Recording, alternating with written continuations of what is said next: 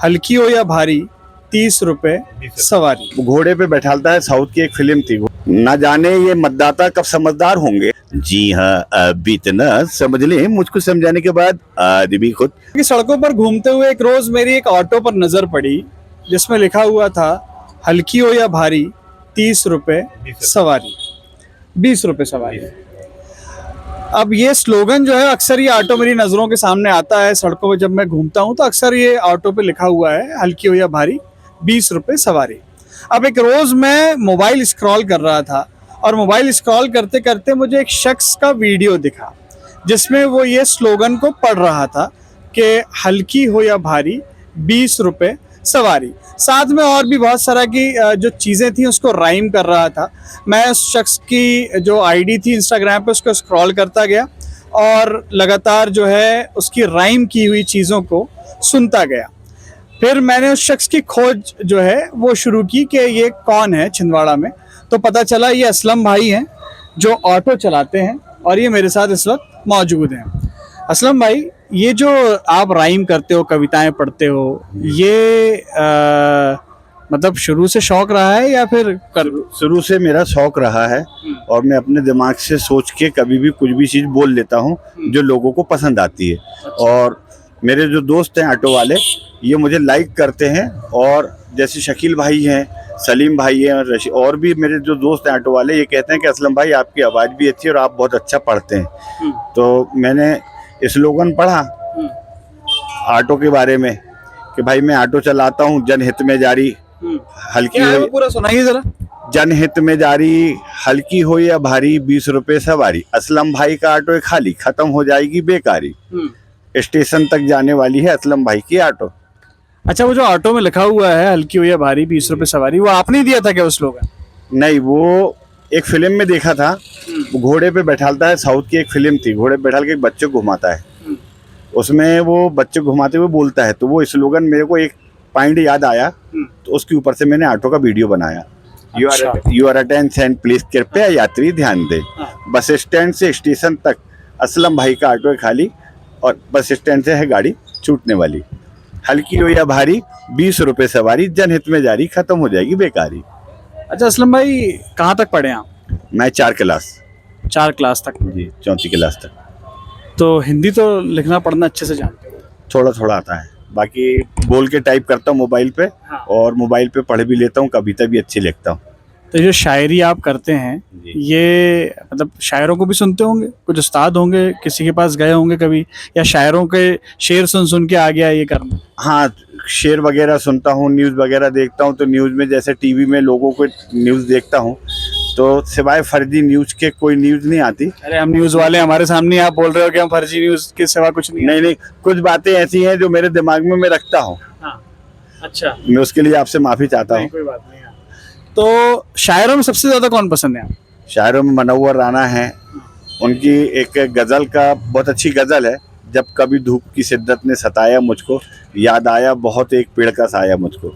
अब भी रोशन है तेरी याद से घर के कमरे, रोशनी देता है कब तलक तेरा साया मुझको, रोशनी देता है कब तलक तेरा साया मुझको। और मेरी ख्वाहिश थी कि मैं रोशनी बांटूं सबको, जिंदगी तूने बहुत जल्द बुझाया मुझको। सख्त हैरत में पड़ी मौत ये जुमला सुनकर, अदा करना है अफसासों का किराया मुझको। तो ये गज़ल मेरे को बहुत अच्छी लगती है और मैं अक्सर पढ़ता हूँ उसको। मनव्वर राणा साहब का एक शेर है, सियासी गुफ्तगू मत कीजिए अच्छा नहीं लगता, रफू पे फिर रफू मत कीजिए अच्छा नहीं लगता। ये आप सब इनके दोस्त है क्या? ये जब शायरी करते हैं, पढ़ते हैं तो मजा आता है, महफिल जमती है? बहुत अच्छे से मजा आता है। हम लोग क्या है सब साथ में प्रोग्राम भी करते हैं, असलम भाई प्रोग्राम भी देते हैं अपने असलम भाई यहाँ बस स्टैंड में। कई फिल्मी हीरो लोग और ऐसे कोई मोबाइल पे कोई चीज निकाल लेते हैं। अच्छा, असलम भाई स्टेज प्रोग्राम देखे हमने, आबेल मुझे मार में और भी जगह कहीं, अगर जैसे भंडारे वगैरह में होता है स्टेज प्रोग्राम, तो बहुत अच्छे से प्रोग्राम करते हैं। कई शायरों की आवाज निकालना, हीरोइनों की आवाज निकालना, बहुत अच्छा बोलते हैं। मतलब कुल मिला के दिलचस्प आदमी है, बहुत अच्छा आदमी है। उसकी शायरी हम लोग बहुत पसंद करते हैं। आप क्या करते हैं? हम भी ऑटो चलाते हैं। आप भी ऑटो चलाते हैं? जी। सभी ऑटो चलाते हैं? ऑटो चालक हैं हम लोग, ऑटो गैंग है मतलब ये पूरी, है ना? हमारे शाहरुख भाई हैं ऑटो वाले। शाहरुख भाई ने मेरे को सिरनजीत अच्छा बोले, तुम इतना अच्छा बोलते हो एक मोबाइल लो। तो फिर मैंने उनके कहने से मोबाइल लिया, नहीं तो मैं पहले कीपैड मोबाइल चलाता था। आपका एक और आप स्लोगन पढ़ते हो, वो अंगूर का ठेला है, क्या है वो? हाँ, वो अंगूर वाला है। बता देना, असलम भाई का अंगूर का ठेला है। हाँ हाँ। क्या है वो? याद नहीं है। अच्छा असलम भाई, ऑटो चलाते हैं, कब से चला रहे हैं? मैं पहले गाड़ी आड़ी भरवाने का काम करता था। उसके बाद अभी बेटे के लिए ऑटो लिया था। ऑटो बेटा नहीं चलाता तो मैं ही चलाता हूँ। कितने बच्चे हैं? और कभी कभी कोई कार्यक्रम मिल जाता है तो एंकरिंग वगैरह के लिए चला जाता हूँ। अमीन शानी की आवाज निकालता हूँ रेडियो सिंगर से। सुनाइए जरा। अब जैसे दिल है कि मानता नहीं, अनुराधा पोटवाल, कुमार सानू, अब वो गाना चलता है तब बोलने में अच्छा लगता है। जी हाँ, अब इतना समझ ले, मुझको समझाने के बाद आदमी खुद मशहूर हो जाता है दिल आने के बाद।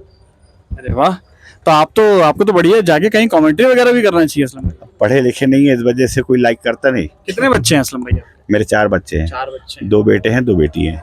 अच्छा, बड़े हो गए होंगे? बड़े हुए हैं। मतलब कुल मिला के ये है कि मेहनत कश काम करते हैं आप, मेहनत करते हैं, साथ में आपने अपना एक हुनर भी है जिसके जरिए अपना भी मनोरंजन करते हैं और अपने दोस्तों का भी करते मैं जब भी कुछ चीज सोचता हूँ तो अपनों के लिए सोचता हूँ और अपने देश के नौजवानों के लिए सोचता हूँ। एक बहुत अच्छा मैंने लिखा हूँ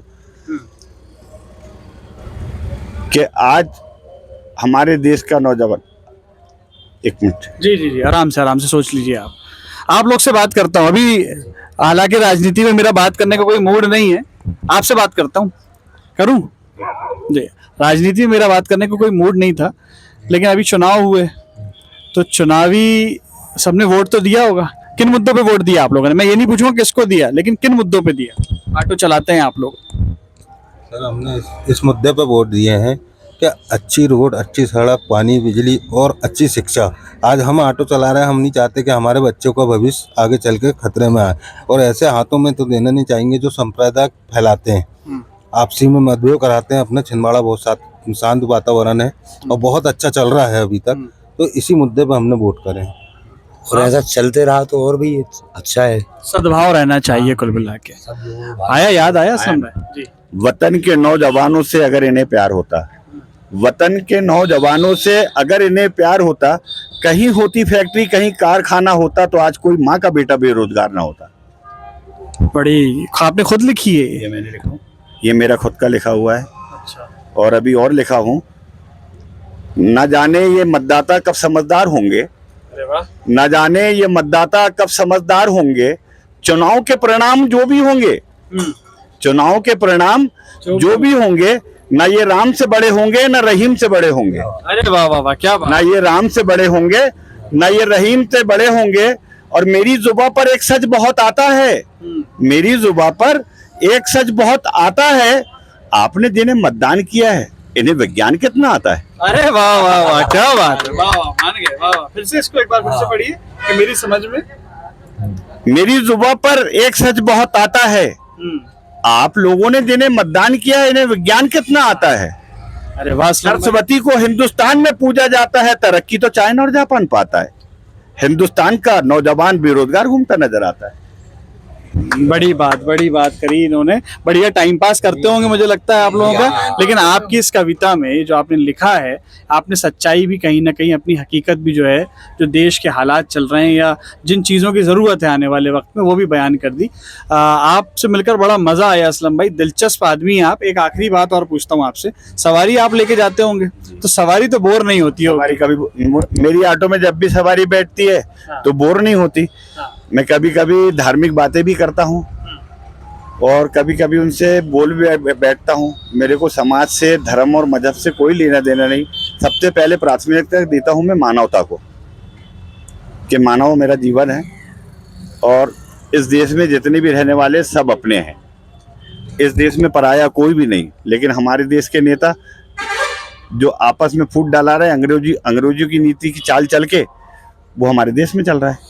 असलम भाई, क्या मैसेज देना चाहेंगे लोगों को? मैं तो मैसेज देना चाहूँगा कि हमारे देश के अंदर में प्रतिनिधि अच्छा हो, जो जनता का ख्याल रखे, समाज को लेकर और धर्म मजहब को लेकर कोई कार्य न करे, अच्छे कार्य करे। यही विकास की बात, हाँ, विकास, रोजगार की बात होना चाहिए। नौजवान बेरोजगार नहीं घूमना चाहिए। आपसे मिलके मुझे राहत इंदौरी साहब का एक शेर याद आ गया। जी, इरशाद है। सुनाऊं आपको? जी जी, सुनाइए। कि जागने की भी, जगाने की भी आदत हो जाए, जागने की भी, जगाने की भी आदत हो जाए। काश तुझे किसी शायर से मोहब्बत हो जाए। क्या बात है, सुभान अल्लाह। अच्छा कहें। ये असलम भाई थे, ऑटो चलाते हैं, मेहनत का काम करते हैं, घर पालते हैं, 4 बच्चे हैं, 4वीं क्लास तक पढ़े हुए हैं। इनके साथ इनके जो दोस्त यार हैं ये सब ऑटो का काम करते हैं, ऑटो चलाते हैं। बड़े दिलचस्प इंसान है। छिंदवाड़ा में अक्सर ये बस स्टैंड पे मिल जाएंगे, कभी इनकी ऑटो में बैठिएगा। ये शायरी भी सुनाएंगे, कविता भी सुनाएंगे, और आपको जहाँ पहुँचना होगा वहाँ आपको छोड़ भी देंगे। उसके एवज़ में जो मेहनताना बनता है वो लेंगे आपसे। लेकिन एक बात है कि हिंदुस्तान में हुनर की कमी नहीं है। आप जब ढूंढने जाते हैं तो आपको ऐसे बहुत सारे नगीने मिल जाते हैं, जैसे कि असलम भाई हैं। छिंदवाड़ा से मैं आफाक हुसैन, इंडिया न्यूज़ के लिए।